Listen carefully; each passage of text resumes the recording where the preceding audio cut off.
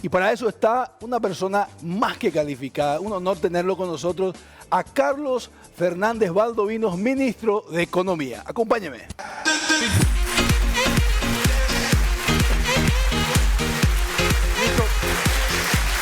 Bienvenido. ¿Cómo está? ¿Cómo le va? Con alegría también, como todo el Paraguay. Hoy es imposible el pirebaísmo, así que estamos muy, pero muy felices. Sí. Imagínese si el resultado era adverso. El tenor de nuestra entrevista hubiese sido totalmente distinto. No sé si iba a venir. Ese primer tiempo, la verdad, sufrimos mucho. Sí. Pero realmente mostramos lo que siempre nos caracterizó: mucha garra, muchas ganas.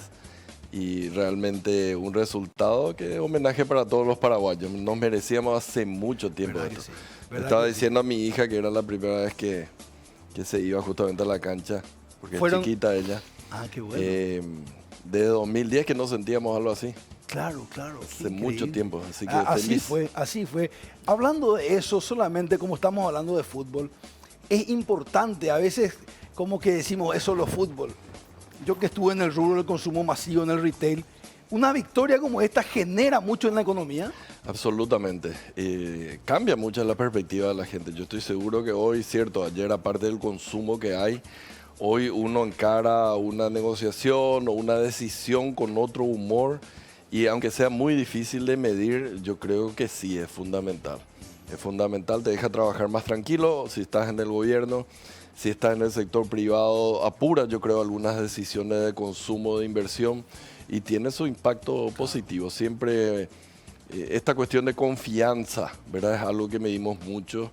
Acá tenemos un índice de confianza en el Banco Central, y es algo muy importante para todo lo que es lo económico. Así que qué bueno. Fue un buen día, y si clasificamos, ni qué decir. Así que nosotros estamos cruzando de que este no sea solamente una seguidilla de 4 partidos, sino realmente sea algo ya que consume finalmente la calificación de Paraguay. Y ahí sí se van a ver, digamos, más cambios y más ganas de todo lo que se cosas. genera a partir de ahí. Y ahí quería hacerle una pregunta, aprovechando sus conocimientos de economía. ¿Es verdad, qué de mito, qué de leyenda hay, que la economía tiene la parte como más numérica y la parte perceptiva? Genera, si yo me siento con un buen clima de negocio, si yo creo, había una historia que la crisis se genera por un rumor. Eso es correcto. Si hay una buena sensación de la gente, eso genera un... Sí, ¿verdad? Por eso es que es importante no solamente tener buenos números, sino comunicar bien. O sea, acá la parte comunicacional es importante porque eso influye, ¿verdad? En todo lo que es expectativa, en todo lo que es percepción. Te puede ayudar o te puede perjudicar. Entonces, por más que uno tiene buenos números y simplemente se tienen críticas permanentes, te hace mucho más cuesta arriba, digamos, convencer a la gente de que este es un país atractivo, digamos, para venir a invertir y demás. Pero no todo puede ser tampoco crítica o, digamos, percepción, en el sentido de que nos toca a nosotros mostrar los números, por ejemplo, para demostrar qué estamos haciendo, de tal manera a llegar a eso que mencionaste, que fue llegar al grado de inversión. Siempre es importante tener como respaldos datos. Como dicen, dato mata relato. Así es. Y el relato puede ser importante, pero si no está respaldado por datos, tampoco sirve. Entonces, ambas cosas son importantes. Tienen que jugar juntos. A mí me gustaría, si me permite, señor ministro, hablar un poco hoy, para empezar, de un dato que, hablando de datos, que creo que puede ser relevante. La diferencia entre el ministerio, porque después vamos a enganchar con presupuesto esto, la diferencia entre un ministerio de Economía y un ministerio de Hacienda, no necesariamente es un reemplazo directo, porque hay funciones que no tenía Hacienda o potestades que no tenía que la tiene Economía. ¿Es así? Sí, así mismo. Es bastante más amplio. Digamos, anteriormente, básicamente el Ministerio de Hacienda ahora es una institución que veía mucho el corto plazo, veía el presupuesto. Y el presupuesto rige del 1 de enero hasta el 31 de diciembre, ahí terminaba. Máximo veía 2 años, 3 años, porque existía algo que se llamaba presupuesto plurianual. Ahora, lo que es realmente mediano plazo, largo plazo, estaba en manos de otra institución, en este caso la Secretaría Técnica de Planificación. Entonces es complejo de que vos sepas hacia dónde van las próximas 3 cuadras, los próximos 3 minutos, pero no sabes dónde te van las siguientes 5, 6 u 8 horas. Claro. No vas a llegar a buen puerto si tenés separadas estas funciones. Lo que se hizo fue traer, entonces con esto tenemos una mirada más de mediano plazo.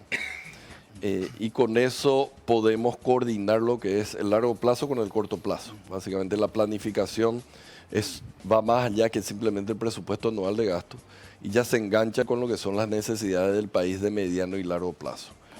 Y otra cuestión que fue muy, muy importante, porque eso no se puede negar, que tanto el Banco Central como el Ministerio de Hacienda eran instituciones muy fuertes, o sea, tienen una muy buena institucionalidad, gente muy técnica, y entonces, digamos, de cierta manera era poderoso. La Secretaría Técnica de Planificación, aunque tuviera muy buenas ideas, muy buenos documentos, muy buenos planes de acá para adelante, no tenía esa fuerza política como para poder implementar esos planes. Y por tanto quedaban en un cajón, Claro. en un bibliorato, y no se tenía la fuerza para hacer las políticas que sugería la Secretaría Técnica de Planificación. Consideramos que ahora el Ministerio de Economía también tiene esa fuerza política, esa presencia, y es capaz entonces de implementar también aquellas buenas políticas que fueron diseñadas ya anteriormente o que se van a diseñar para el mediano y largo plazo. Claramente, entonces podemos interpretar que tiene una figura mucho más estratégica, no solo de gestión, pareciera ser como usted describe, que era más una función de tesorería anteriormente. Una función de cajero, De básicamente. Yo recibo esto y gasto esto.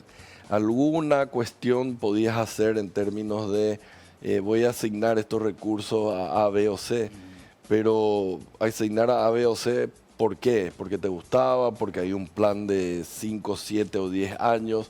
¿Por qué hacía esa asignación? Tampoco no era muy consistente, se hacía casi que aleatoriamente, entonces ahora ya tenés un plan de mediano plazo, le tenés que otorgar los recursos a las instituciones que te van a ayudar a concretar ese plan de mediano plazo y eso es lo que hacemos ahora. Claramente, hablando un poquito, y vamos a conversar en breve con nuestro panel también del tema, el presupuesto general de la Nación, 2025 en este caso, ¿verdad? Que está en puertas ya. ¿Cuál es la función? ¿Cómo uno articula? Acá tengo los diferentes ministerios, los diferentes pilares del ministerio, del presupuesto, digo bien, dónde se van a utilizar. El ministerio es como un shared service que recibe las necesidades, los planes y tiene que, mezcla un poco, y tiene que generar también a través del DENIT el crecimiento del ingreso para poder que sea factible hacerlo. ¿Cómo es? No, básicamente es como nos ocurre a todos nosotros, ¿verdad? Si somos ordenados, en el cual lo que tenemos en el presupuesto es una estimación de los ingresos que puedas tener, ya sea por impuestos, por royalties en el caso de Itaipú, o incluso por endeudamiento, que van a ir a financiar los gastos que uno tiene. Entonces, en ese presupuesto están ambas cosas y no se refiere solamente al Poder Ejecutivo, está lo que es el Poder Judicial, el Poder, digamos, el Poder Legislativo, incluso las empresas públicas. Entonces está todo en uno, donde uno ve todos los ingresos posibles y todos los gastos. Y uno planifica, ¿verdad? Así como una persona planifica, bueno, yo tengo que al menos tanto por ciento para alimentos, tanto para otra cosa, tanto para entretenimiento. Acá básicamente es una asignación por sectores que uno tiene que hacer. Bueno, me interesa en ese plan de mediano plazo fortalecer el capital humano del país, que quiere decir que ayudarle a las personas. Y ahí necesitamos darle recursos a educación, a salud, la parte de seguridad. Y para aquellos compatriotas que no tienen la posibilidad de tener un mantenimiento, se les da una transferencia social, digamos. O incluso relacionado en este caso con lo que es educación, el plan Hambre Cero en las escuelas. Entonces, eso más o menos es el presupuesto. Lógicamente, así como ocurre con las personas, si uno no maneja prudentemente su presupuesto, termina sobreendeudándose y termina en problemas. Los estados, los gobiernos, le ocurre lo mismo.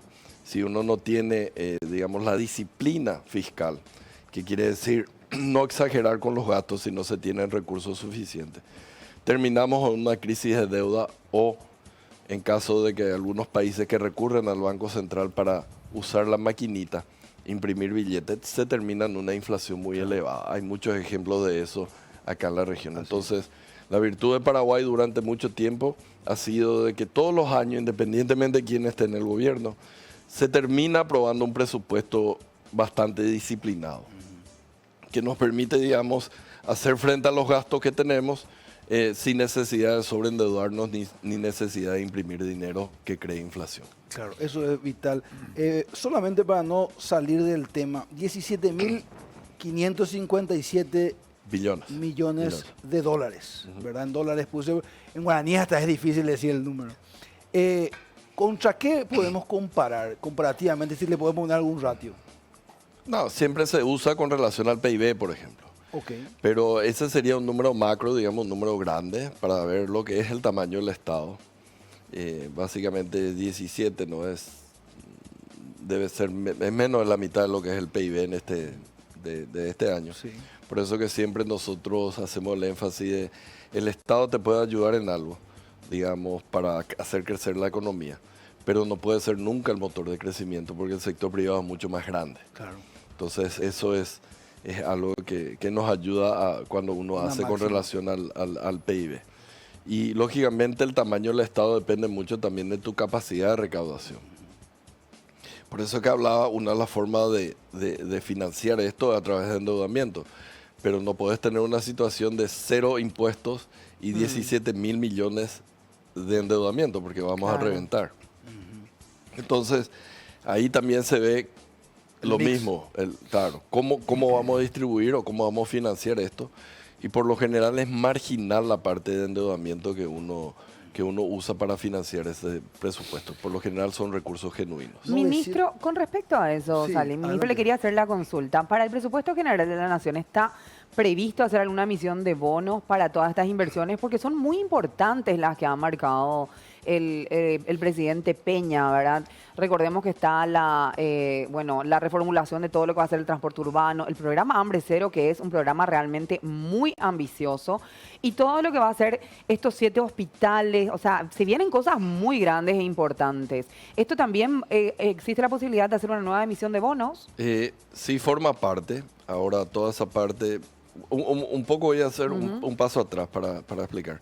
Nosotros, gracias a la creación de la DENIT que mencionaste, nosotros ahora tenemos aproximadamente 860 millones de dólares más de lo que se tenía un año atrás. O vamos a terminar este año con 860 millones. Y la gente dice, que mucha plata. Sí, es mucha, pero no es tanta para todas las necesidades que tenemos. Y lo que hicimos, porque esto sí ya es una mirada de mediano y largo plazo, es ¿qué hacemos con los 860 millones? Y el presupuesto que presentamos básicamente distribuye estos 860 en inversiones, porque no son gastos, digamos, en inversiones de salud, de educación, de seguridad y de transferencias sociales, incluyendo lo que es esta ley Hambre Cero, ¿verdad? Porque eso se financia totalmente con los recursos genuinos del Estado. En lo que se refiere a la definición más tradicional de inversión física, rutas, puentes, escuelas, hospitales, ahí siempre le decía a la gente, no miren únicamente el presupuesto del MOPC, porque el presupuesto del MOPC creo que tuvo un decrecimiento de 10 millones de dólares, que no es nada dentro de su presupuesto, que creo que son 800 millones de dólares. Pero al mismo tiempo nosotros, por ejemplo, estamos lanzando, ahora ya se lanzó, la licitación para Ruta 1, que es una ruta que se va a hacer por APP.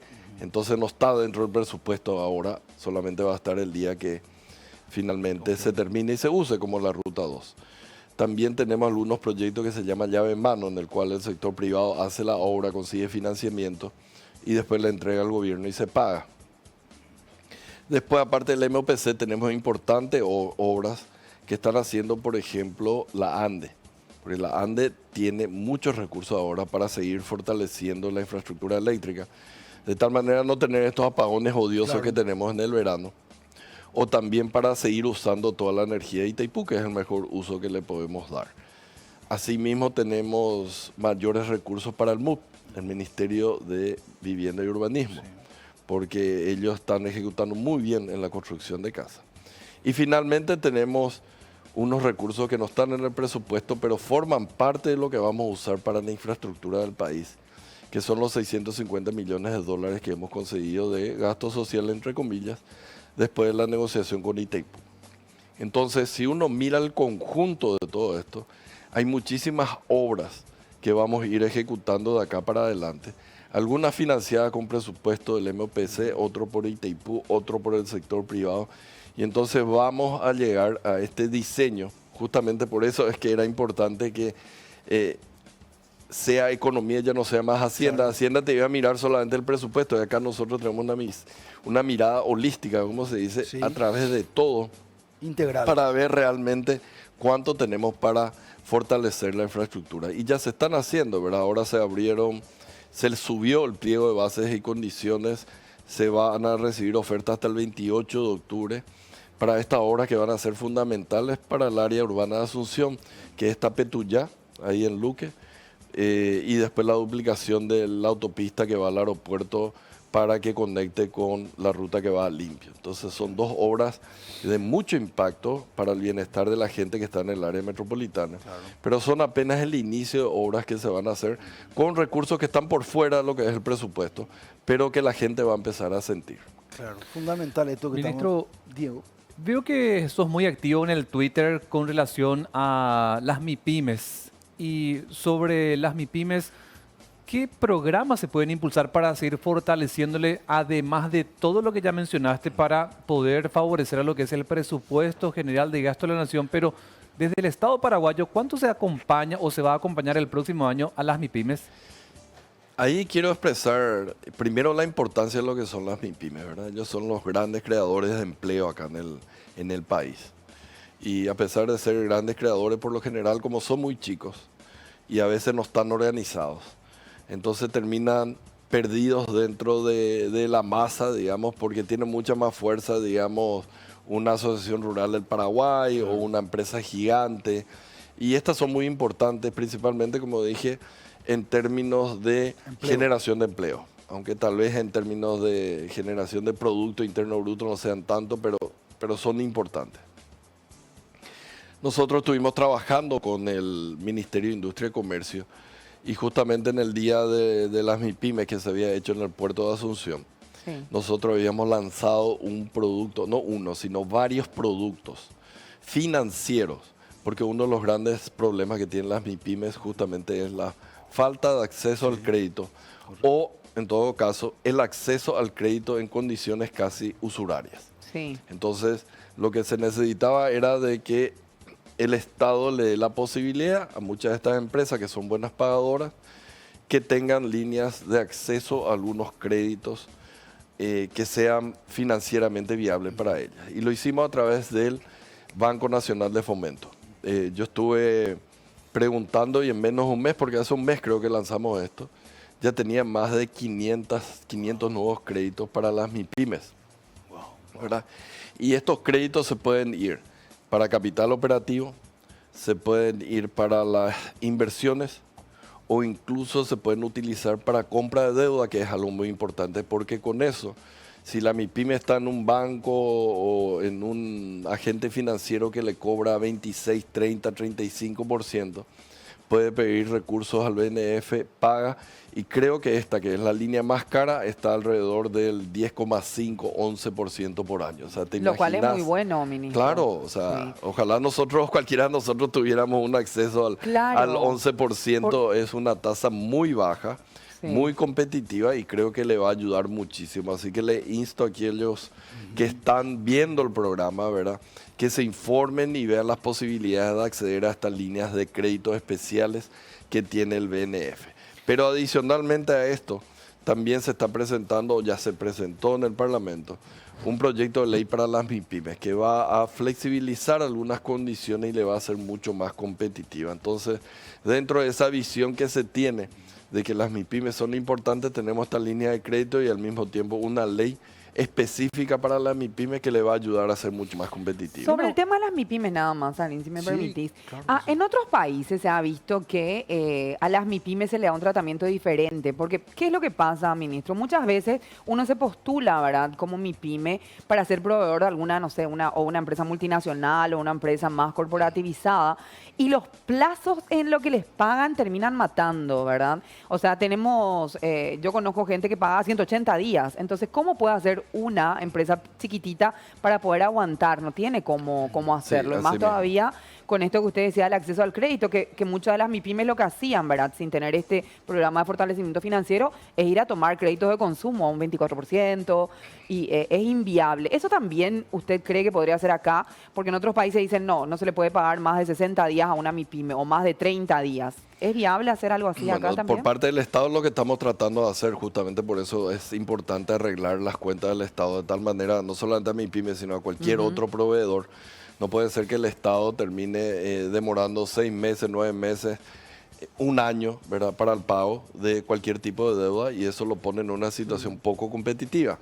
Lógicamente, una empresa mayor tiene mayor capacidad de negociación y la próxima vez que le provea al Estado va a poner el costo financiero dentro de la licitación que hace al Sí. Estado. Ahora, la MIPYME no tiene esa capacidad ni esa fuerza, entonces termina absorbiendo parte de su ganancia para hacer el costo financiero, y eso tenemos que acabar efectivamente. Y me olvidaba justamente que este programa Hambre Cero justamente va a ayudar mucho a las MIPYMES, ¿verdad? Porque lo que se requiere dentro de este programa Hambre Cero en algunos sectores es que las grandes empresas que ganaron las licitaciones compren los insumos para la preparación de alimentos, básicamente de MIPYMES. Sí, ¿verdad? Que se son los hacen las ruedas de productores. negocios, estuve viendo, Exactamente. ministro, que Entonces, es muy interesante. Entonces todo eso va a ayudar también a las MIPYMES indirectamente.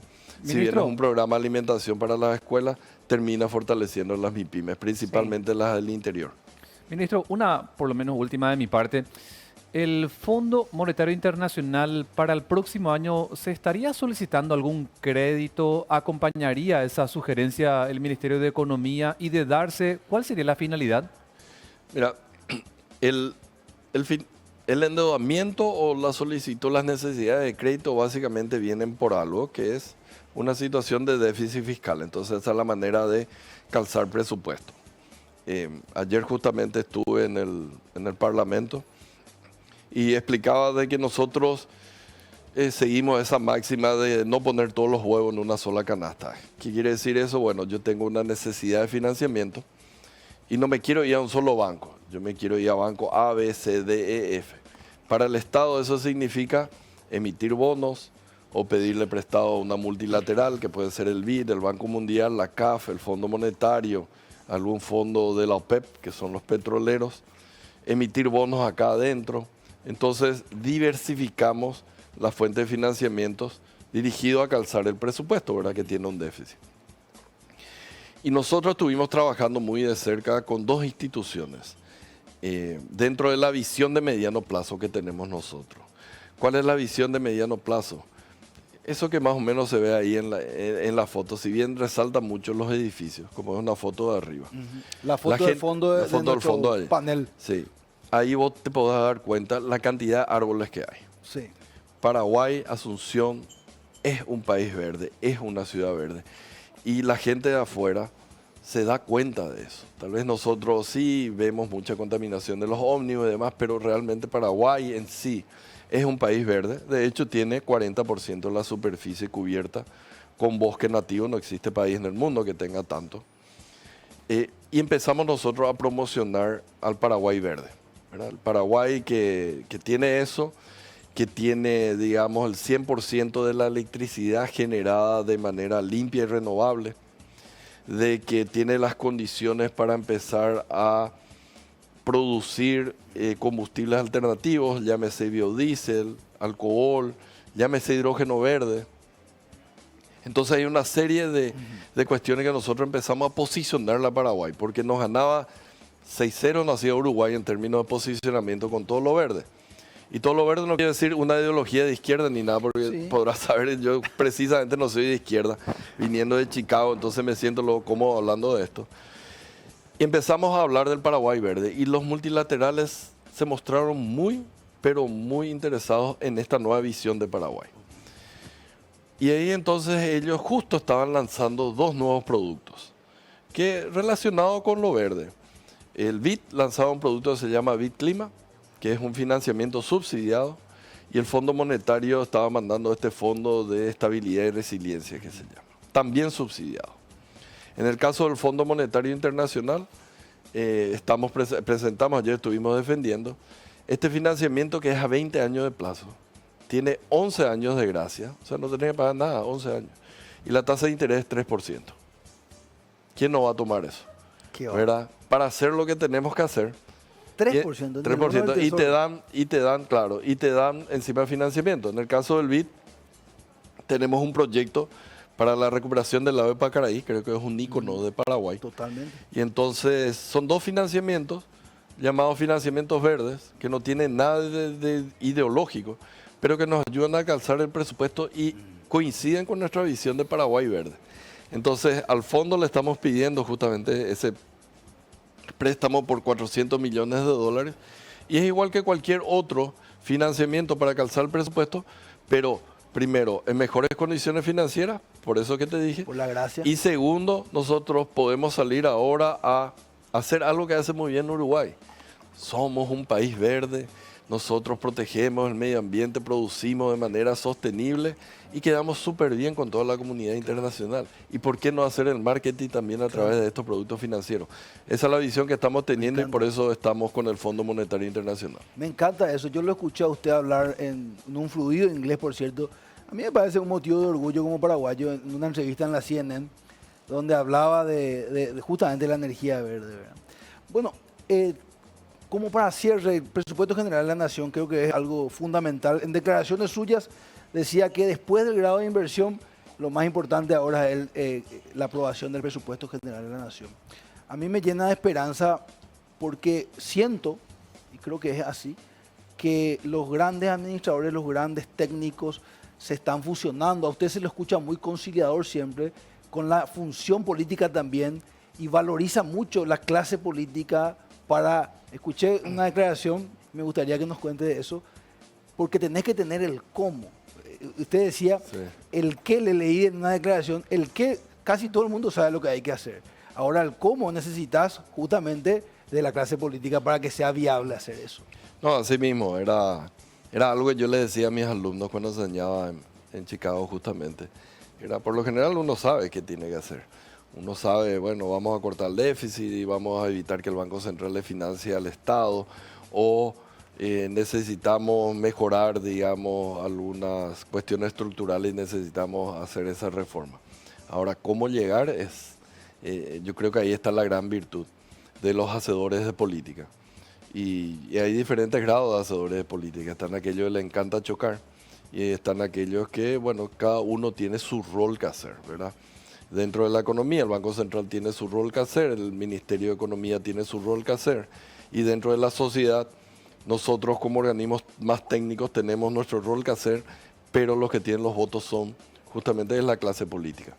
Y yo realmente no me quejo de todo el apoyo que ellos han mostrado, y creo que van a seguir mostrando, en términos de apoyar las ideas técnicas que nosotros hemos presentado al Congreso. Todas las leyes de reforma que hemos hecho, que son más de 10 en este momento, fueron pasadas gracias, digamos, no a una linda cara mía o la del presidente del Banco Central, sino justamente al acuerdo político que se tiene, y son ellos los que votan y tienen mucha confianza en las sugerencias que nosotros hacemos y van votando de acuerdo a lo que presentamos. Entonces, acá es un trabajo conjunto. Acá yo no veo, porque en una época hubo una tendencia de algunos medios que querían poner los técnicos versus los políticos. No, acá Paraguay no es... instalar, parece, ¿verdad? Claro, acá no es técnico versus político, es técnicos con los políticos que vamos a hacer que este país sea mejor para todos a futuro. Con esa máxima cierro. Señor ministro, un honor. Muchísimas gracias de nuevo por la invitación.